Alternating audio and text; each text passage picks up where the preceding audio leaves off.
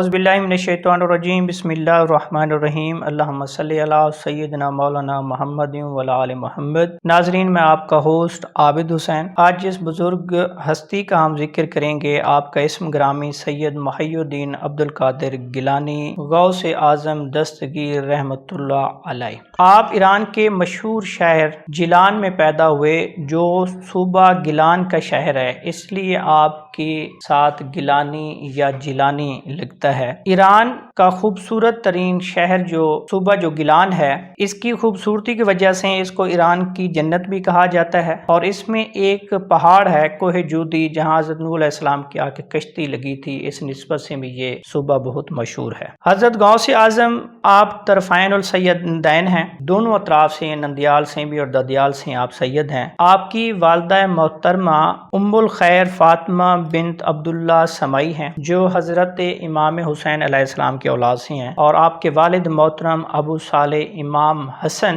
علیہ السلام کی اولاد سے ہیں۔ حضرت غوث اعظم 470 ہجری کو اور کچھ روایت میں آتا ہے کہ 471 ہجری میں پیدا ہوئے۔ اب یہاں سے تھوڑا اگر آپ کے والد محترم کی طرف جائیں تو یہ ایک واقعہ ہے لمبا کہ آپ کے والد محترم نے ایک سیب جو ہے وہ چلتا ہوا دریا میں آیا، وہ آپ نے کھا لیا، اور اس سیب کی وجہ سے آپ جو ہے وہ بعد میں سوچا کہ یہ پتہ نہیں کس باغ سے آیا ہوگا، اور وہ دوبارہ آپ کہ میں نے کھا لیا بغیر اجازت کے اس باغ میں گئے، یا کہ ان کے مالک سے جا کے ملنے کی کہ میں معافی چاہتا ہوں اس سیب کے بارے میں جو میں نے کھا لیا۔ تو ادھر حکم ہوا کیونکہ وہ جس باغ کے مالک تھے وہ بھی ایک بہت بڑی ہستی تھے، تو انہوں نے فرمایا کہ اس باغ کا جو آپ نے سیب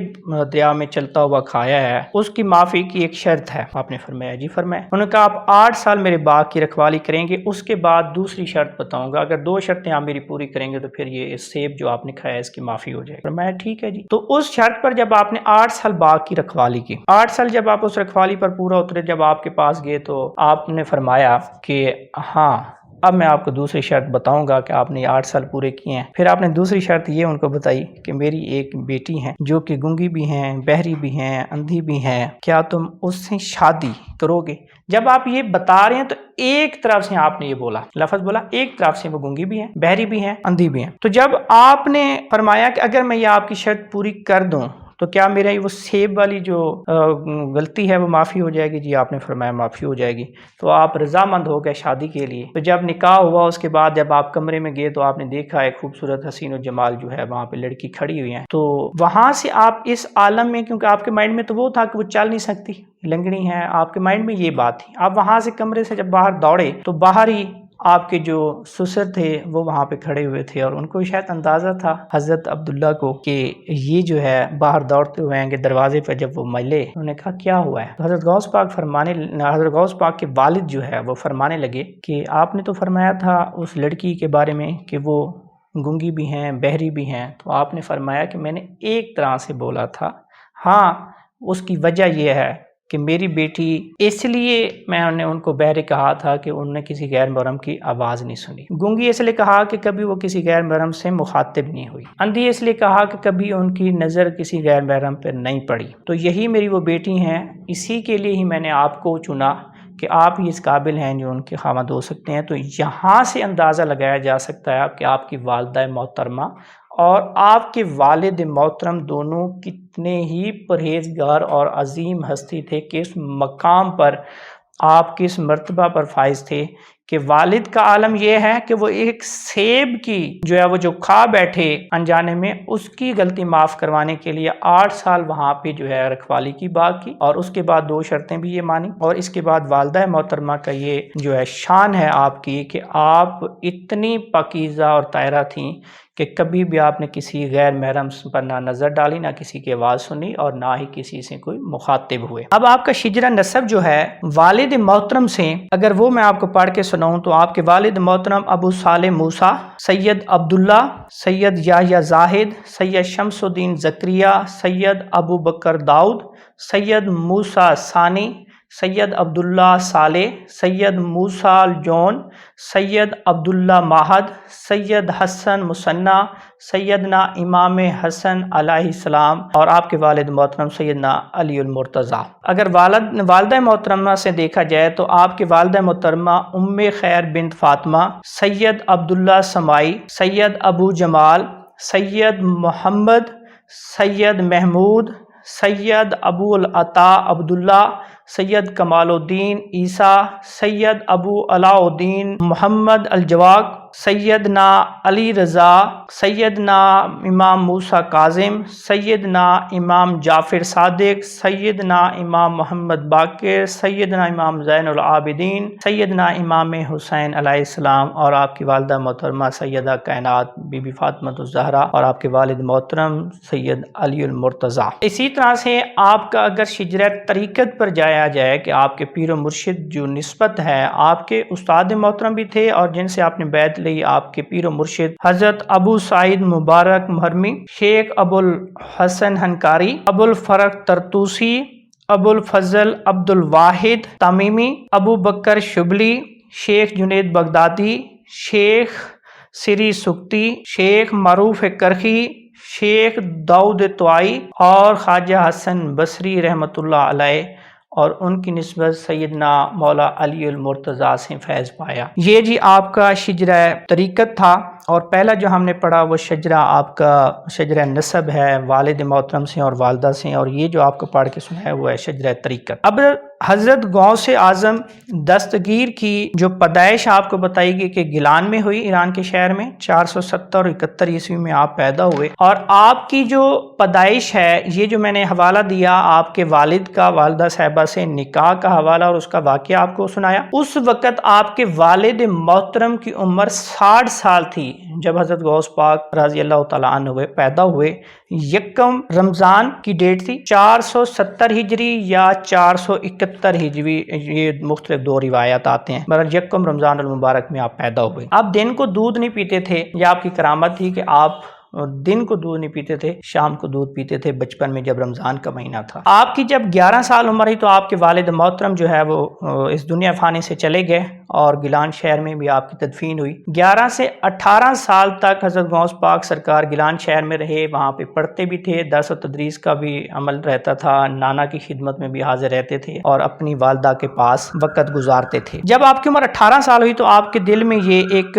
چاہت پیدا ہوئی، ایک شوق تھا کہ اب میں جاؤں اور اپنا علم و فضل کا جو سلسلہ ہے، تعلیمی سلسلہ، اس میں مختلف مراحل طے۔ آپ نے اپنی والدہ صاحبہ سے اجازت لی، انہوں نے اجازت دے دی کہ بیٹا چلے جائیں، تو آپ نے بغداد کی طرف رخ کیا تعلیم کی پیش نظر۔ ایک مشہور واقعہ بھی ہے، کافی جگہ آپ نے جیسا کہ سنا ہوگا کہ آپ کی والدہ محترمہ نے آپ کو 40 دینار دیے، کیونکہ آپ کے نانا جان بہت امیر تھے، 40 دینار دیے کہ بیٹے یہ اپنی ضرورت کے مطابق استعمال کر لینا، اور اس طرح سے ان کو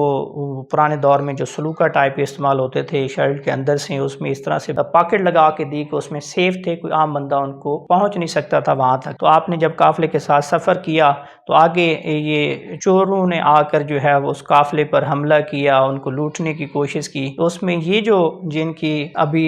نوجوانی کی عمر ہے، بچپن تو نہیں کہہ سکتے کہ 18 سال آپ کی عمر تھی، نوجوانی کی عمر ہے، تو اس وقت یہ واقعہ ہے جب ان چوروں نے پوچھا کہ اے بچے آپ کے پاس بھی کچھ ہے، تو آپ نے فرمایا ہاں میرے پاس 40 دینار ہے۔ تو بڑے امپریس ہوئے کہ یہ بچہ کیسے حکم کر رہا ہے، تو انہوں نے جب ان سے تلاشی لی تو جب پوچھا تو آپ نے ایسے انہوں نے میں نے اپنی امی سے وعدہ کیا تھا، انہوں نے مجھ سے وعدہ لیا تھا کہ بیٹے کہیں آپ جھوٹ نہیں بولیں گے، تو اس وجہ سے میں نے آپ کو سچ بتا دیا۔ تو وہاں پہ وہ جو چور تھے ان میں جو بڑا ان کا تھا اس کو بڑی حیرانگی ہوئی، وہ اتنا امپریس ہوا اس بات سے۔ اس چوروں کا سردار جو تھا اس کا نام تھا احمد بدوئی۔ اب احمد بدوئی نے بہت متاثر ہوئے اور آپ کا ہاتھ چوما اور یہ کہا کہ یہ بچہ، یہ نوجوان اپنی ماں سے کیا وعدہ نہیں بھولا، اور ہم کتنے ناقص ہیں کہ ہم اپنے رب سے کیے وعدے بھول گئے ہیں۔ اور وہ اس بات سے اتنا متاثر ہوئے اور ان کے اندر کی روحانیت ایسی جاگی کہ وہاں سے روتے ہوئے انہوں نے وہ قافلے پورے کو پیسے بھی واپس کر دیے اور روتے ہوئے جنگلوں کی طرف چلے گئے اور اپنی حقیقی اللہ کی راہ پر چل پڑے۔ اب حضرت غوث پاک رضی اللہ تعالیٰ عنہ جب بغداد پہنچے تو یہ کہنے میں آتا ہے کہ آپ نے اس وقت یہ جا کے فیصلہ کرنا تھا کہ میں کس مدرسے سے علم حاصل کروں۔ 40 دینار جو آپ کے پاس تھے یہ سننے میں آتا ہے کہ آپ نے جا کے غریبوں میں، فقراء میں تقسیم کر دیا۔ اب یہاں پہ ایک ذکر کرنا ضروری ہے کہ جب آپ بغداد کی سرزمین پر پہنچے ہیں تو وہاں پہ ایک بزرگ ہستی تھے حضرت حماد بن مسلم مشامی رحمۃ اللہ علیہ، ان کی خدمت میں آپ حاضر ہوئے تو انہوں نے آپ کو فرمایا، ایک روایت میں آتا ہے کہ آپ آپ جائیں اور جا کے علم و تدریس کا سلسلہ شروع کریں۔ یہ حضرت حماد بن مسلم شامی جو ہیں یہ ظاہری طور پہ آپ دنیاوی علم نہیں پڑھا ہوا تھا، لیکن باطنی علم کے بہت بڑے ماہر تھے، بہت بزرگ تھے۔ تو ایک روایت میں تو یہ بات آتی ہے کہ انہوں نے حکم فرمایا کہ آپ چلے جائیں اور جا کے مدرسہ سے تعلیم حاصل کریں۔ خیر آپ نے بغداد میں جا کے ادھر مدرسہ جو تھا اس میں جو درس نظامی اس ٹائم پڑھایا جاتا تھا اس میں آپ نے جا کر جو ہے داخلہ لیا۔ تو یہ پہلا مدرسہ تو نظامیہ تھا جس کے اندر پوری دنیا میں ایک ایسا اسلامک ادارہ تھا جس میں پورا سسٹم تھا، کلاسز تھی، عملہ تھا، امتحانات ہوتے تھے، لائبریری تھی۔ حضرت عبد القادر جیلانی رحمۃ اللہ علیہ نے 1095 عیسوی میں ادھر داخلہ لیا۔ اب یہ وہ مدرسہ ہے جس کا پہلا پرنسپل امام غزالی رحمۃ اللہ علیہ ہے۔ یہ وہ مدرسہ ہے جس کے اندر شیخ سعدی رحمۃ اللہ علیہ پڑھتے رہے ہیں۔ اس کا پرنسپل علامہ ابن جوزی بھی رہے ہیں۔ اس میں شافعی فقہ، حنبلی فقہ، فلسفہ، اشعری تمام علوم پڑھائے جاتے تھے۔ تو حضرت غوث اعظم نے 488 یعنی 488 ہجری سے اپنا تعلیمی سفر شروع کیا اور 8 سال تک آپ پڑھتے رہے، جس میں آپ نے عربی سیکھی، تفسیر القرآن، حدیث، فقہ، اصول فقہ اور تمام علوم پر مکمل مہارت حاصل۔ دوران تعلیم آپ نے بڑی مشکلات کاٹی، کافی سارے مشکلات کا آپ کو سامنا ہوا۔ آپ بہت سخی طبیعت کے تھے، پیچھے سے والدہ سے، نانا جان سے جو بھی آپ کو اماؤنٹ آتا آپ غریبوں میں تقسیم کر دیتے اور خود ظاہری طور پر بھوکے رہتے کئی دنوں تک، اور اپنی جو ہے اس پڑھائی کے سلسلے میں محنت کا دامن نہیں چھوڑا۔ اب کچھ یہاں پہ آپ کے اساتذہ گرامی کا ذکر کرتے ہیں کہ آپ نے اصول فقہ جن اساتذہ گرامی سے پڑھی ان میں سرفہرست نام ہے محمد بن حسین بن محمد الوفا علی بن عقیل حنبلی، قاضی ابو سعید محرمی حنبلی رحمۃ اللہ علیہ، ابو الخطاب محفوظ حنبلی، اور ادب آپ نے پڑھا حضرت ابو زکریا یحییٰ بن علی سے پڑھا،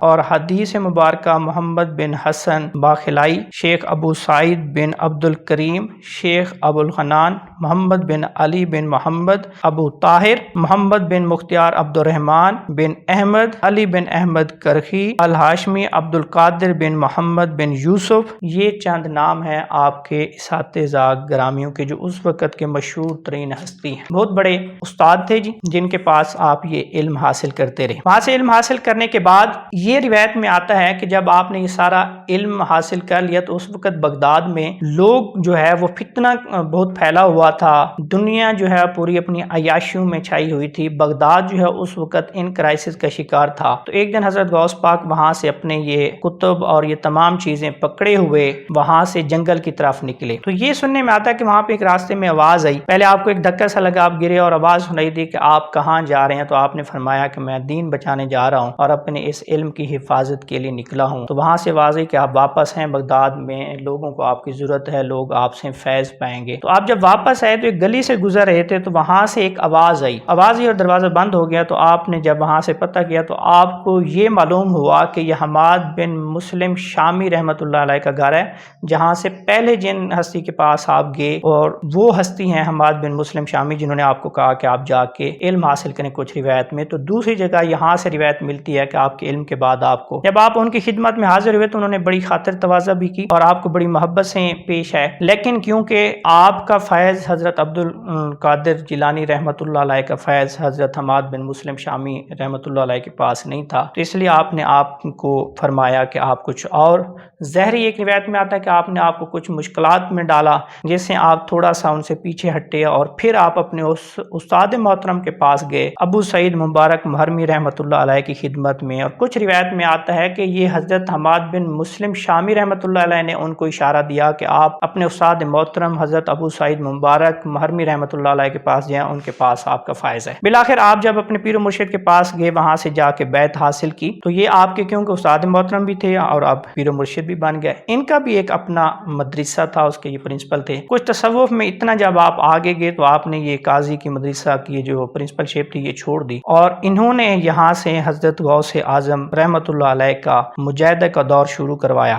کچھ روایت میں آتا ہے کہ آپ کا 20 سال یہ مجاہدوں کا دور جو ہے وہ رہا، جس میں آپ مجاہدہ میں رہے۔ 11 سال مجاہدہ برج کا ہے، اور جب آپ کے پیر و مرشد جو ہیں یہ سلسلے میں انہوں نے آپ کو ڈالا مجاہدوں کی دنیا میں، تو اس وقت یہ بات ذہن میں رکھیں کہ 2 رہبر تھے آپ، حضرت حماد بن مسلم شامی اور دوسرے آپ کے پیر و مرشد ابو سعید مبارک محرمی، جہاں سے آپ کو راستے ملتے رہے اس ولایت کی طرف جانے کے۔ اب جب آپ اس مجاہدوں کی دنیا میں تھے تو یہاں سے کیونکہ یہ تصوف اور روحانیت کا جو علم ہے، وہاں سے حضرت خضر علیہ السلام کا بھی نسبت میں ہے کہ آپ بھی آپ کو آ کے تربیت یا وہاں سے نسبت عطا ہوتی تھی۔ یہ بھی آپ کو شرف حاصل ہے کہ آپ کو حضرت خضر علیہ السلام کی بھی تربیت کا شرف حاصل ہوا۔ تو ہر سال ایک بار آپ کے پاس چکر لگاتے، اور اسی طرح سے 496 ہجری سے لے کر 509 ہجری تک آپ نے چلوں کی زندگی گزاری، چلوں میں رہتے تھے، اور آخری چلہ جو آپ کا بہت بڑا چلہ تھا جو 40 دن تک رہا، یہ سخت چلہ تھا۔ اس میں مختلف اوقات میں شیطان اپنے چیلوں سے حملہ کرواتے تھے۔ یہ وہ چلہ تھا جس کے اندر شیطان نے خود آ کے حملہ کیا اور آ کے آواز دی، اے غوث اعظم جاؤ،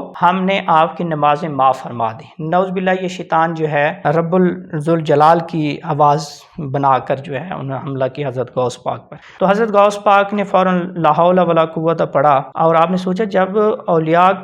کرام کے سلسلے میں ہم ہیں، یہ تو نماز بڑے بڑے اصحاب کرام اور حضور پاک سرور کائنات کو جب معاف نہیں تو مجھے کیسے ہو سکتی ہے؟ تو جب آپ نے لا حول ولا پڑھا تو جاتے جاتے شیطان نے پھر حملہ کیا اور کہا غوث اعظم آپ کے علم نے آپ کو بچا لیا۔ تو آپ نے فرمایا، پھر دوبارہ لا حول ولا پڑھا اور آپ نے فرمایا کہ مجھے میرے اللہ کے فضل نے بچا لیا ہے، میرے علم نے نہیں۔ تو بہرحال حضرت غوث پاک رضی اللہ تعالیٰ عنہ کی جتنی بھی تعریف کی جائے بہت ساری روایات ہیں۔ آپ کا جو سفر تھا، تعلیمی سفر، اور آپ کی جو یہ منزل جو بزرگان دین پر نے جس پر آپ کو ڈالا، آپ کے چلوں کا، مجاہدوں کا یہ سفر، یہ بہت مشکلات کا سامنا رہا۔ بالآخر خیر جب آپ ان چلوں سے فری ہوئے تو کوئی ایک روایت میں آتا ہے کہ آپ کے پیر و مرشد نے آ کر آپ کو آواز دی کہ میں گھر میں آپ کا انتظار کر رہا ہوں، آپ کی منزل پوری ہوگی، آپ آ جائیں۔ لیکن آپ پھر بھی حضرت غوث پاک اتنے کمزور ہو گئے کہ وہاں پہ آپ بیٹھے رہے۔ پھر وہاں سے آ کر حضرت خضر علیہ السلام نے حکم کیا کہ عبد القادر آپ چلے جاؤ، آپ کے پیر و مرشد آپ کا انتظار کر رہے ہیں۔ جب اپنے پیر صاحب کے پاس گئے تو انہوں نے فرمایا کہ میرا کہنا کافی نہیں تھا کہ حضرت خضر علیہ السلام کو آپ کو کہنا پڑا، تو آپ خاموش رہے۔ خیر بالآخر خیر آپ اپنے جب پیر و مرشد کے پاس گئے تو انہوں نے اب آپ کو دستار بندی کروائی، درجہ دیا، اور یہاں پہ کچھ یہ بھی کہنے میں آتا ہے کہ حضرت غوث پاک رضی اللہ تعالیٰ عنہ کو پیر صاحب نے روٹی کھلائی، اس کا وہ آپ فرماتے ہیں کہ جو ایک لقمہ دیتے تھے تو میرے اور جو دنیا تھی اس کے اور جو تمام پردے تھے میری نظروں سے اٹھتے جاتے تھے، اور ولایت کی نظر جو ہے وہ جاری ہونا شروع ہو گئی۔ بہرحال جب آپ کو خلافت مل گئی، ایک روٹی کا آتا ہے کہ پوری لقمے آپ کے پیر و مرشد نے آپ کے ہاتھ مبارک سے خود کھلائے ان کو۔ اس کے بعد آپ کا جو سلسلہ یہ خلافت کا اسی مدرسے سے شروع ہوا جس کو آج مدرسہ قادریہ کے نام سے بھی، اس ٹائم پھر جب آپ اس کے پرنسپل بنے تو بعد میں یہ مدرسہ قادریہ کے نام سے مشہور ہوا، اور آج حضرت غوث پاک رضی اللہ تعالیٰ عنہ کا مدرسہ بھی ادھر ہی، آپ کا روزہ مبارک بھی ادھر ہی۔ اب یہاں پہ جب آپ کے پیر و مرشد کا وصال ہوتا ہے اس کی ڈیٹ 513 ہجری ہے، اور آپ کے جو دوسرے جو رہبر تھے حضرت حماد بن مسلم شامی، ان کا وصال کا دور جو ہے 525 ہجری ہے۔ تو یہ دونوں رہبر جب اس دنیا فانی سے آپ کے چلے گئے، حضرت غوث اعظم رحمت اللہ علیہ آپ کی عمر کے بارے میں یہ کہا جاتا ہے، کچھ روایت میں 90 ایئر ہے، کچھ میں 91 ہے۔ جیسے میں نے شروع سے بتایا کہ 470 اور 471 ہجری کی بات ہے، اسی طرح سے اگر اس بات کو دیکھا جائے تو آپ کی عمر ٹوٹل جو ہے وہ 90 یا 91 جو ہے ایئرز بنتی ہے۔ آپ نے 561 ہجری میں اس دنیا فانی سے وصال فرمایا اور آپ کا جنازہ مبارک ہوا۔ اب آپ کے فائز کا یہ عالم جب آپ نے گزری ہے تو آپ جب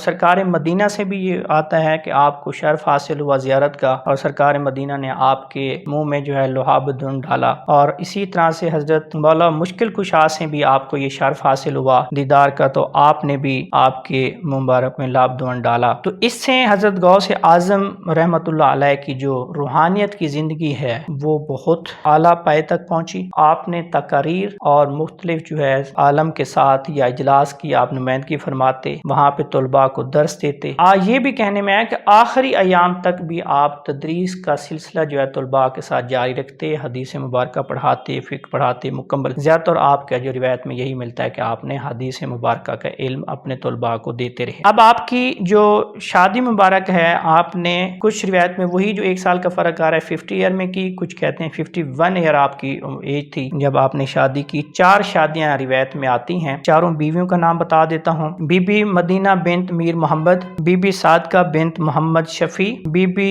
مومنہ، بی بی محبوبہ۔ اب آپ کی جو اولاد ہیں اس میں ایک روایت میں آتا ہے کہ آپ کے 20 جو ہے لڑکے ہیں، بیٹے پیدا ہوئے، جن میں سے 10 کے نام ملتے ہیں۔ کچھ شواہد میں یہ بھی ہے کہ 20 اس لیے مشہور ہیں کہ ان میں 10 بیٹے تھے اور آگے 10 پوتوں کے نام ہیں۔ اور آپ نے مختلف کتب مبارک لکھی۔ آپ کی تصانیف میں فتوی الغیب، موضوع التصوف، الفتح الربانی، مکتوب البات سبحانی، مراتب المجو، بشیر الغیر، الفی ربانیہ، تحفۃ المتقین، واقعۃ الحکیم، اسرار غوثیہ،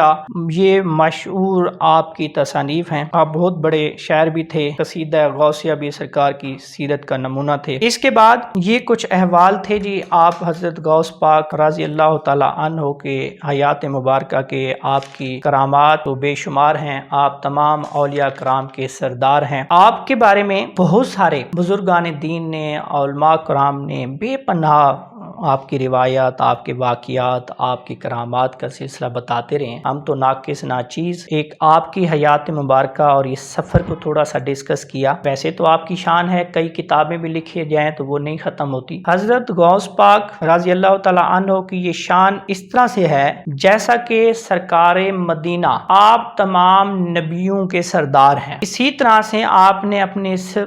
بیٹے کو، نواسے کو اس طرح سے نوازا کہ آپ کو تمام اولیاء کا سردار بنا دیا، کتب غوثوں کا، اس لیے آپ کا اسم گرامی غوث العظم سے مشہور ہے۔ حضرت غوث پاک تمام سلسلے جتنے بھی ہیں، سلسلہ قادریہ، چشتیہ، سروردریہ اور سلسلہ نقش بندیہ، یہ تمام ان سلسلوں کے جو غوث ہیں ان تمام کی شوقیں سرکار غوث اعظم دستگیر سے ملتی ہیں۔ آپ کا یہ بھی حکم ہے کہ جتنے بھی ولی اللہ ہیں، جتنے بھی اولیاء کرام ہیں، ان تمام کی گردن پر آپ کا قدم مبارک ہے۔ تو جب ایک روایت میں آتا ہے کہ بغداد شریف سے یہ آواز اٹھی، آپ نے فرمایا کہ تمام کائنات کے ولیوں کی گردن پر میرا پاؤں مبارک ہے، تو اس وقت جہاں جہاں جس سلسلے کے ولی تھے، وہ روایت میں آتا ہے انہوں نے اپنی گردنیں جھکائی اور اپنی ولایت کو محفوظ کرنے کے لیے اور اس خوشی کا اظہار کیا کہ حضرت غوث العظم کا جو پاؤں مبارک ہے وہ ہماری گردن پر ہے۔ یہ عالم تھا، جتنے بھی سلسلے ہیں، کچھ لوگ یہ ان کی برانچز ہیں، تمام کی شاخیں حضرت غوث العظم سے ملتی ہیں اور تمام ان سلسلوں کے جو بانی ہیں انہوں نے حضرت غوث اعظم سے فیض حاصل کیا کسی نہ کسی سلسلے کے ذریعے سے۔ اب حضرت غوث اعظم رضی اللہ تعالی عنہ کو یہ شرف حاصل ہے کہ آپ کو حضرت محمد صلی اللہ علیہ وآلہ وسلم کا دیدار نصیب ہوا اور لابدون بھی نصیب ہوا، اور اسی طرح سے حضرت علی المرتضیٰ کا بھی لابدون نصیب ہوا۔ یہ بھی روایت میں آتا ہے کہ حضرت کسی بھی بزرگان دین جو ولی اللہ ہوتا ہے، اس کے جو ڈاکومنٹس یا اس کی چیکنگ کے لیے یا اس کو جو مقام ملنا ہو، اس مقام دینے کے لیے یا اس کے وہ جو ڈاکومنٹیشن یا سی وی ٹائپ کہہ لیں کہ جو جب حضور سرور کائنات حضرت محمد صلی اللہ علیہ وسلم کی بارگاہ میں پیش کیا جاتا ہے تو آپ فرماتے ہیں کہ یہ میرے بیٹے حضرت عبد القادر گیلانی رحمۃ اللہ علیہ کی دوار میں لے جائیں، وہ جو ہاں چاہیں گے ان کی ڈیوٹی لگا دیں گے۔ تو وہ جب پیش کی جاتی ہے سی وی، تو جب حضرت غوث اعظم اس پر سائن کرتے ہیں تو وہ سی وی دوبارہ حضور پاک سرور کائنات کے پاس جاتی ہے اور سرکار مدینہ جو ہے اس پر سٹیمپ کر کے اپنے سائن کر دیتے ہیں اور ان کی ڈیوٹی جو ہے وہ لگا دی جاتی ہے جہاں بھی ہو۔ بہرحال اللہ پاک ہماری اس کاوش کو قبول و مقبول فرمائے، اور ہم نے جو حضرت غوث پاک رضی اللہ تعالی عنہ کے بارے میں، جو آپ کے حیات مبارکہ اور آپ کے تعلیمی سفر کے بارے میں جو معلومات تھی، جو مختلف کتابوں سے حوالہ جات ملے، وہ آپ تمام سامعین کی نظر میں پیش کیا۔ اگر کوئی غلطی کوتاہی، کہیں پہ کوئی گستاخی ہو تو اللہ کی ذات سے التجا ہے کہ اس کی معافی بھی چاہتے ہیں، اور آپ تمام ناظرین سے جو ہے دعا کی اپیل بھی ہے، اور آپ سب سے یہ اپیل ہے کہ ہماری آنے والی ویڈیوز کی بھی لائک کیجیے گا انشاءاللہ، اور اس کے بارے میں بھی آپ نے ضرور کمنٹس بھی کرنے ہیں، اور اس ویڈیو کو سننے کے بعد اور لائک بھی کریں اور کمنٹس لازمی کیجیے گا۔ آپ کا اور ہمارا، ہم سب کا اللہ کی ذات حامی و ناصر ہو۔ اللہ حافظ۔